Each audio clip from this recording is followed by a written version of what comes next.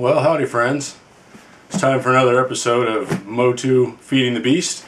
This time I'm going to be feeding my Masterverse beast. Up till now it's been almost all exclusively Origins and that's about it, and other properties. But this time I'm going to be getting into some Masterverse stuff. So I had originally, tried to refrain from getting into this line just because I already was into so many other lines. But then eventually fear of missing out did start to get to me, and I started getting some of them, especially the new Eternia figures. They just really look cool. The original Revelation figures I wasn't so into because the head size just looked a little small compared to the body for me, and for whatever reason that was something that I got picky about. Usually I'm not that picky, but for that it kind of bugged me. So here we go. We got a whole bunch of them in here.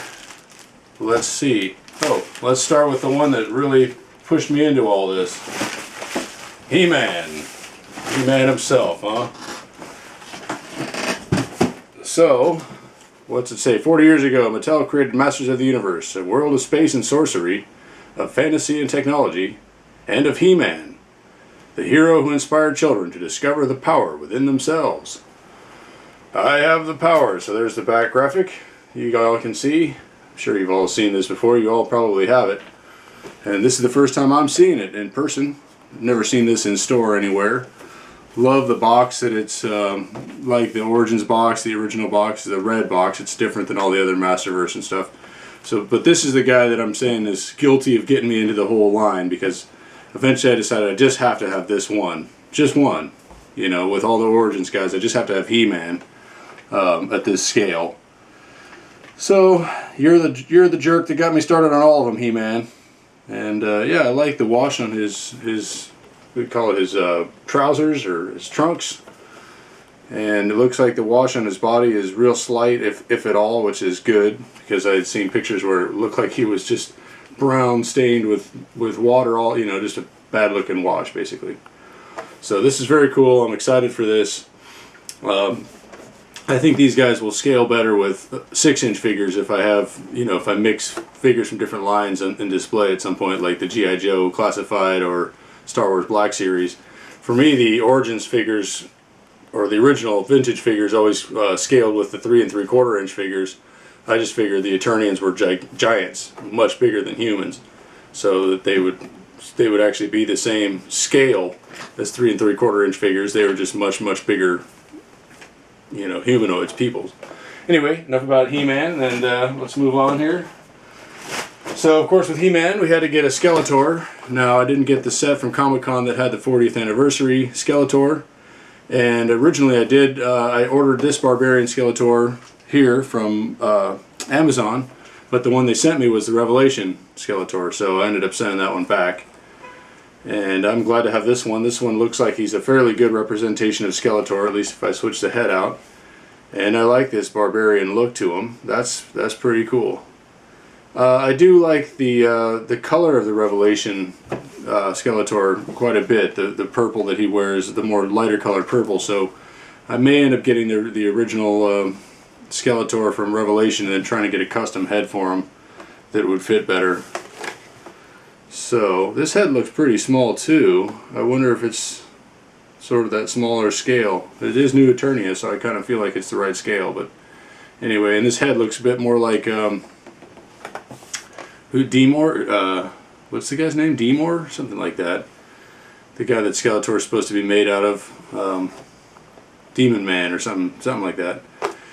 Anyway, we've got on the back Skeletor using his mastery of mystical havoc energy. The madman Skeletor uncovered the violent spell that can forge the Scimitar of Chaos, a weapon that collects souls and grants ultimate power to he who wields it. In an undisciplined hand, however, it will bring about the end of Eternia. To be a master of the universe, he must first master death. But at what cost? The Scimitar of Chaos. Oh, that's his special weapon here. Okay, very cool. Again, he's a new Eternia, so he's kind of a new line, which I appreciate. That's cool. So we've got HeMan and Skeletor. So far, keep them here. Okay, moving on, we have Hero. It's another new character I don't know that much about. Let's see. It says, armed with the magical sword of He and cosmic armor from the Temple of Power, Hero protected Eternia, the both the Snake Man and the Horde Empire. I guess they had a typo there. Should say from both, not the both. The ancestor of HeMan fought alongside the other heroes in the ultimate battleground and sacrificed himself to save King Grayskull. Okay, so he's one of the early guys.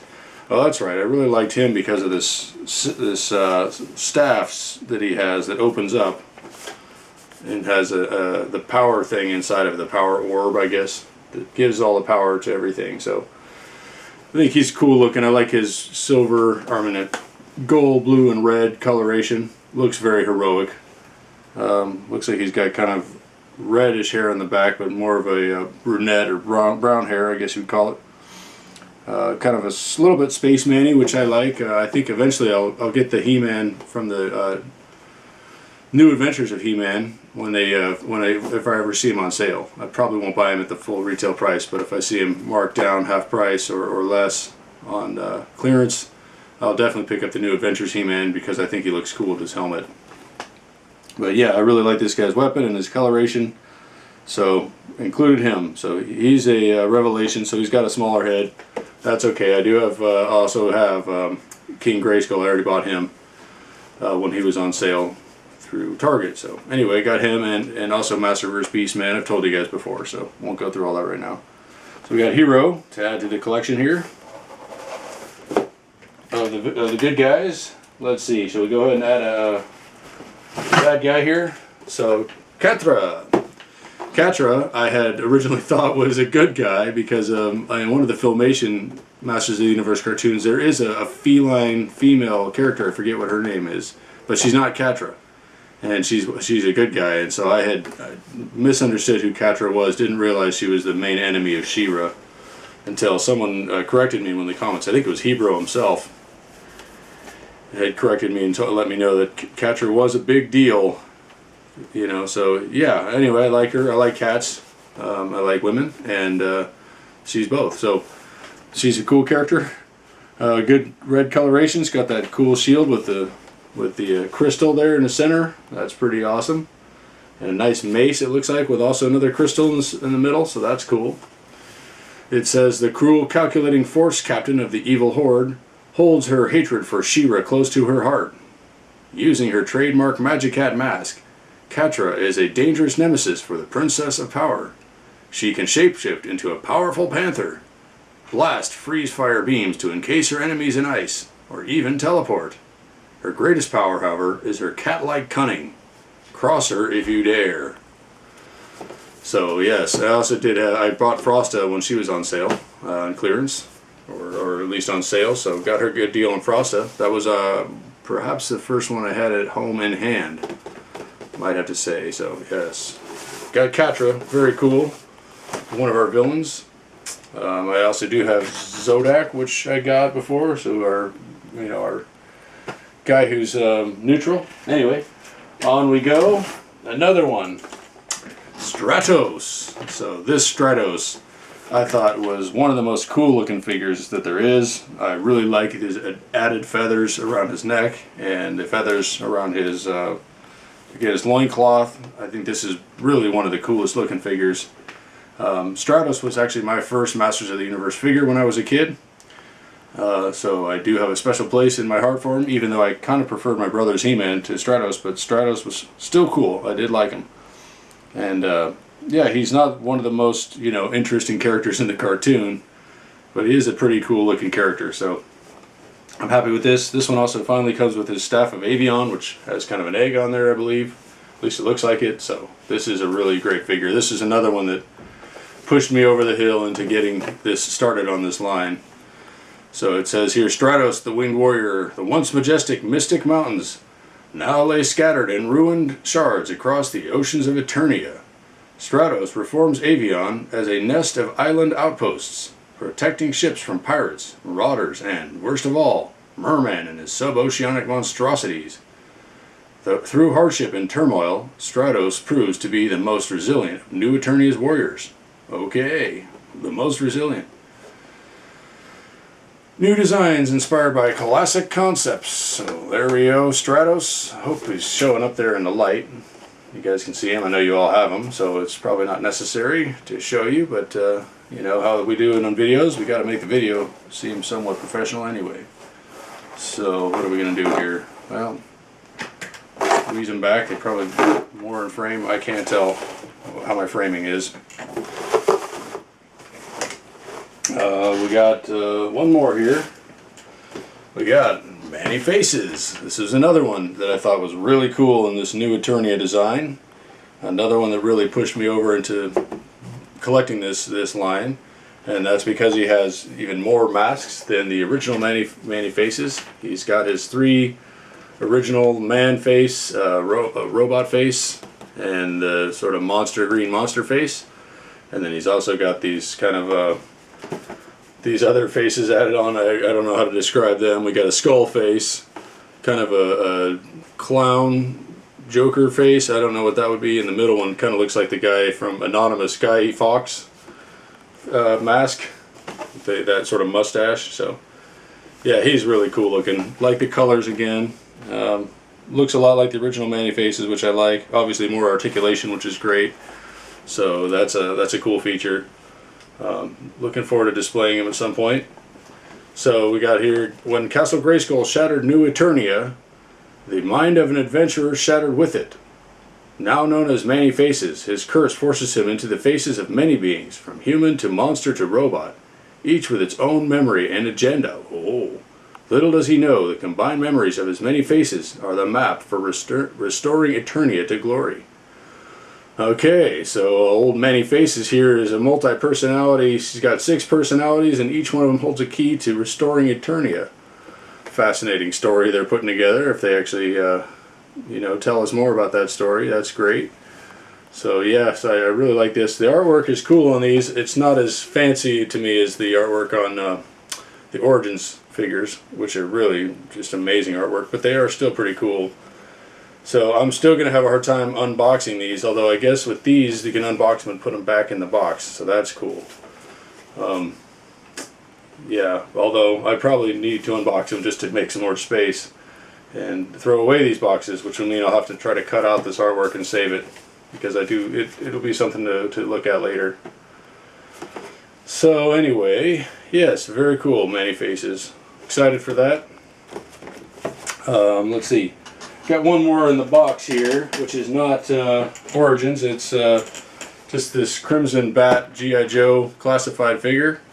I only got one of him. I've got several of the Black Bat, the original Bat, but I thought I'd get one Crimson Bat just because he seemed like a popular figure, and I might want a red Cobra figure for various reasons. Maybe a Hiss driver or something like that. So we got him just to go along with things here. Nothing much to say about him, especially he's in a box. You can't even see him, so that's that. Set him back here behind Skeletor. And I also got another one from Amazon today. So I've kind of been waiting to open this box for a long time. And figured now was the time to do it. So we just got in Jitsu. So this was one I had not originally thought I was going to get. Originally I wasn't going to collect any of these, so that's the main reason why. I thought he was interesting, but you know, didn't necessarily care to have him. Jitsu is never one of my favorite characters. He's just, you know, one of the guys you gotta have to collect them all. But I do like samurai type, you know, legends and stories. I kind of grew up watching the Shogun miniseries. My dad was a huge fan of that, and I eventually read the book. And Shogun is, you know, fairly, what do you say, influential in my life, just having watched the miniseries so many times. And that's about samurai and an English pilot of a boat that gets captured by the Japanese there and ends up being part of their society, becomes a samurai himself. Anyway, it says here, rescued from Point Dread prison by Prince Adam to aid in the search for the Isle of Grayskull, Jitsu, the mysterious man from Gretori, knows more about the legends than anyone in Eternos. Mistrusted as a thief, the master of martial arts shows his true colors, aligning with HeMan in the fight to protect Eternia and the universe. So yes, I'd heard that in a couple of other of our friends' reviews, MOTU Joneser and the Manchild, and others that Jitsu had turned sides and is a captain of the good guys now. So I guess that's okay. I think it probably has to do with you know, political correctness and them not wanting to have a Asian character is aligned with the villains, whereas, you know, a Japanese character, Japanese or Asian, I don't know how they're classifying him. They probably just didn't want him to be a villain because they thought that would be, you know, racist or insensitive or something. It's almost surprising they didn't make HeMan a villain, huh? You know, in this day and age with the white man being the bad guy. So that's it for now. I've got another whole box sitting over there that still needs to be opened. That's going to be all Origins figures, but that's going to have to wait for another day because this is all I can handle for at one time. Quite a bit of joy here, opening all these figures up. Can't display them all for you, covering my own face. What does it matter? You see what we've got. I'm just playing around as I continue to chatter about nothing. So, hope you all enjoyed another episode of Feeding the Beast, and that you're all enjoying your collecting hobby, and your displaying hobby, and your playing with toys hobbies, whatever you like to do with your figures. We're all different in that way. We all like our own, you know, our own lines and our nostalgia and our new things and whatever we are. We're all unique in some slight, small ways. So, thank you all for joining me and staying with me with the channel. And that's it for now. Take care, everybody. Bye.